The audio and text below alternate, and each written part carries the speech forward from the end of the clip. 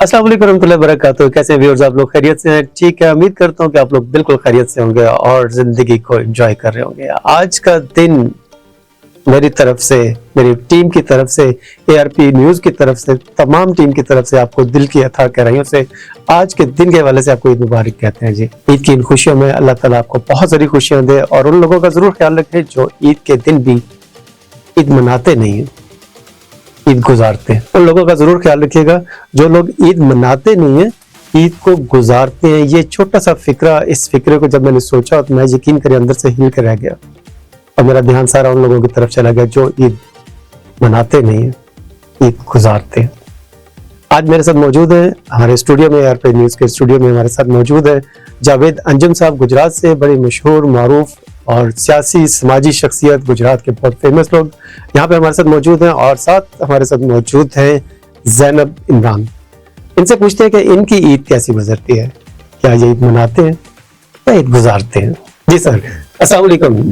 खैरियत से? आप ठीक है? खैरियत से? जी बिल्कुल ठीक। थैंक यू वेरी मच जी। पहले तो बहुत शुक्रिया, आपने आज के दिन भी इतनी मसरूफ टाइम में से भी आपने वक्त निकाला, बहुत शुक्रिया आपका। आप क्या कहेंगे, आपकी ईद कैसे गुजरती है? पहले तो मेरी तरफ से ईद मुबारक जी। खैर मुबारक, बहुत बहुत मुबारक, ईद मुबारक, उसको भी ईद मुबारक। तो ये है कि जी सुबह पहले नमाज के लिए तैयारी करनी पड़ती है कि नमाज पढ़ के तो फिर ईद की तैयारी करने के साथ साथ फिर कुछ हल्का फुल्का मीठा कोई चीज़ मिल जाए तो ठीक है, नहीं तो फिर ईद पढ़ने चले जाते हैं।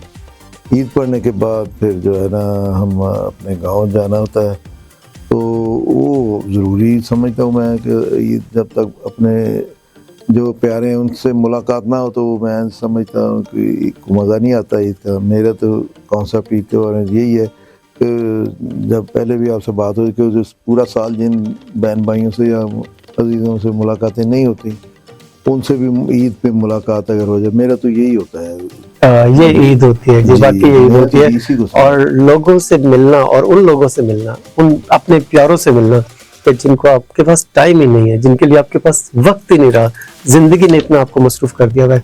अच्छा सर, एक चीज बड़ी मजे की चीज होती है, जब हम ईद पढ़ने जाते हैं, ईद के लिए मस्जिद में जाते हैं, तो ईद में वो जो गले मिलने वाला एक है वो बड़ा मजेदार हमारा रिवायत है जी। उसमें तो यकीन करें कई दफा तो खैर बंदा तंग भी आ जाता है कि वो इतनी जोर से मिलते हैं, इतनी दबा के गले को मिलते हैं, बंदा परेशान हो जाता है कि यार ये यहाँ पे मुकाबला, वो दबाने का मुकाबला तो नहीं हो रहा कहीं। हाँ नहीं डॉक्टर साहब, मैं तो वैसे इस चीज़ को एंजॉय करता हूँ कि मैं तो इससे कई लोग तंग पड़ते हैं लेकिन मैं इस बात से तंग नहीं पड़ता। मैं तो इसको ये बड़ा मजा आता है। नहीं, नो डाउट, इसमें बहुत मजे वाली चीज होती है कि अब लोग इतने प्यार से आपको मिलते हैं, इतने खलूस से मिलते हैं, और जब बचपन के दोस्त जब मिलते हैं ना तो यकीन करें वो पसलियां हिला के रख देते हैं। और दूसरा आपने एक जो बात की ना सर, ये बड़ी जबरदस्त बात है। एक ये कि हम लोग उन लोगों को मिलने के लिए जाते हैं जिनसे हम लोग पूरा साल नहीं मिल सकते।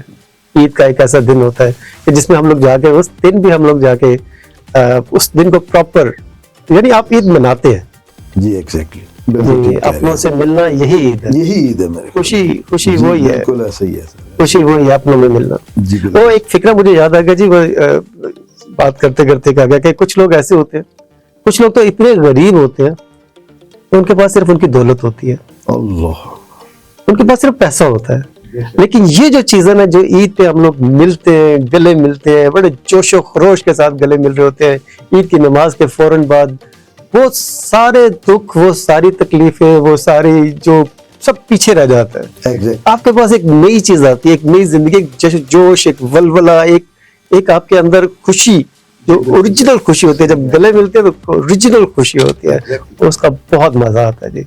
बिल्कुल सही कह रहे हैं जी। ज़ैनब, आप बताइए आपकी ईद कैसी गुजरती है? मेरी ईद भी बहुत अच्छी गुजरती है माशाल्लाह से। मेरे बच्चे हैं तो फिर उन्हें होता है कि हम अपनी नानी अम्मा के घर, नाना अबू के घर जाएं। मेरी तो चांद रात से पहले ईद स्टार्ट हो जाती है बच्चों की वजह से, उन्हें शौक होता है उनकी वजह से। फिर मैं तो अम्मी लोगों के साथ ही ज़्यादा टाइम स्पेंड करती हूँ। ये जिधर इनके साथ साथ ही बच्चे खुश हो जाएं तो फिर मेरी भी माशाल्लाह ईद अच्छी गुजर जाती है। असल खुशी वो होती है कि किसी की खुशी में खुश होना और अपने बच्चों की खुशी में खुश होना, ये तो बहुत बड़ी बात है। अच्छा, आपकी ईद से पहले वो जो चांद रात और उससे पहले का जो टाइम होता है, पूरा हफ्ता वो शॉपिंग करना और वो साहब की जेब खाली करना, और फिर उसके बाद मतलब महंगाई, इतनी महंगाई में आप बार्गेनिंग करना जाके, या आप लोग तो बड़ा एंजॉय करते हैं इन चीजों को, बार्गेनिंग को भी एंजॉय करते हैं। जी माशाल्लाह, बिल्कुल। ये बच्चों के लिए तो ये बहुत ज्यादा मजा आता है, बच्चों के लिए चीजें खरीदना, उनको ला के देना। अपना वक्त याद आ जाता है कि इतनी जल्दी गुजर गया, हम लोग बड़े हो गए, आगे से अब बच्चों की शॉपिंग कर रहे हैं। बिल्कुल ऐसे ईद माशाल्लाह ईद बहुत खूबसूरत जा रही है जी। आज की ईद, और आज की ईद में हम लोग आप लोगों को, जिन्होंने अभी ट्यून किया, आप लोगों को वेलकम कहते हैं। आपको क्या लगता है कि वो वही वक्त है, वो जो कांच की चूड़ियां और वो जो मेहंदी, कोन मेहंदी, और उसके साथ वो पता नहीं क्या क्या, वो कभी मोर बनाना और कभी सर्कल बनाना, कभी चांद बनाना, वो सारा कुछ अब भी होता है आपकी तरफ भी? अब भी होता है, पर अब टाइम बहुत चेंज हो गया। पहले तो बिल्कुल सिंपल सिंपल था, अब फैशन ही ज्यादा हो गया बच्चों के हिसाब से। बच्चे भी वही चीजें डिमांड करते जो आजकल चल रही हैं। हम लोग तो था कि बस ठीक है, जो हो गया ठीक है, टाइम गुजर गया, पर अब नहीं होता है ऐसे। अब डिजिटल ईद हो गई है। ईद भी डिजिटल ईद हो गई जी है। बिल्कुल, अब मतलब लोग देखते हैं वो मीडिया पे जो कुछ आ रहा है उसको हाथ में भी बनाना है हमने, जी बिल्कुल, उसी तरह बनाना है, और फिर वो 10,000 रुपए देने हैं एक मेहंदी लगवाने के लिए। जी बिल्कुल, वही सब कुछ चल रहा है। अच्छा, मुझे अच्छी तरह याद है जी, जब मैंने पहली दफा जॉब की, तो मैंने मैट्रिक के बाद पहली दफा जॉब की, तो मुझे 600 रुपए तनख्वाह मिली। तो 600 रुपए की, मैं ईद करीब थी, तो 600 रुपए की ही मैंने चूड़ियां खरीदी अपनी सारी कजनों को, अपनी सारी बहनों को, और इवन मेरे दोस्त थे उनकी बहनों को भी, सबको जाके ना, वो इतनी ज्यादा चूड़ियां इकट्ठी हो गई कि 600 रुपए में मेरे पास वो चूड़ियां संभाली नहीं जा रही थी।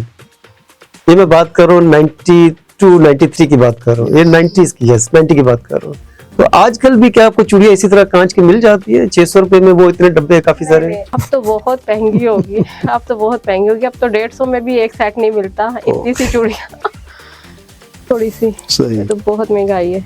अब मेहंदी कौन, वैसे ही मतलब आप घर पे लगाती हैं या के? नहीं, जाना भी पड़ता है, पर लगानी भी पड़ती है। कभी कभी छोटे बच्चे को करने के लिए कभी लगा भी देते हैं। लगाना भी मुझे आती है, पर लगवानी भी चाहती और छोटे बच्चों को चांद भी बना के दे दे, एक साइड पे सूरज बना दे, एक साइड पे चांद बना दे, थोड़े से सितारे बना दे, तो वो काम चल जाता है। नहीं, अब नहीं चलता। पहले पीछे 2 सालों में चल जाता था, अब नहीं चलता।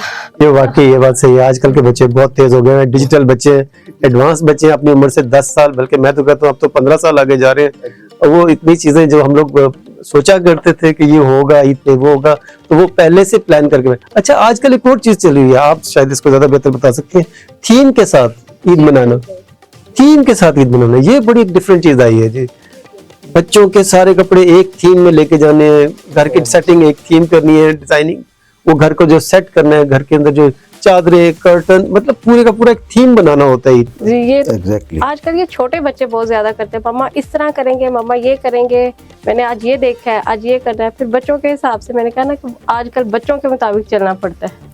और बच्चे जो है वो सोशल मीडिया के मुताबिक चल रहे होते हैं। तो ये बहुत खतरनाक, बहुत अच्छी बात भी है, लेकिन अगर इसको कंट्रोल ना किया जाए, यानी मैं ये कहता हूँ कि आप जिंदगी को एंजॉय करें, आप ईद को एंजॉय करें, ईद को मनाएं। तो ईद को मनाएं इस तरह के इखलाक, चीज, इन दो चीजों के दायरे में रहते हुए अगर आप ईद को मनाएंगे तो आप सही एंजॉय करेंगे। और अगर आप मतलब आपने देखा कि किसी ने बहुत एक्सपेंसिव चीजें लगा ली, बहुत ज्यादा उन्होंने पैसा खर्च कर लिया अपने वो ईद मनाने पे, अगर हम लोग नहीं अफोर्ड कर सकते तो हमें दुखी होने की जरूरत नहीं है।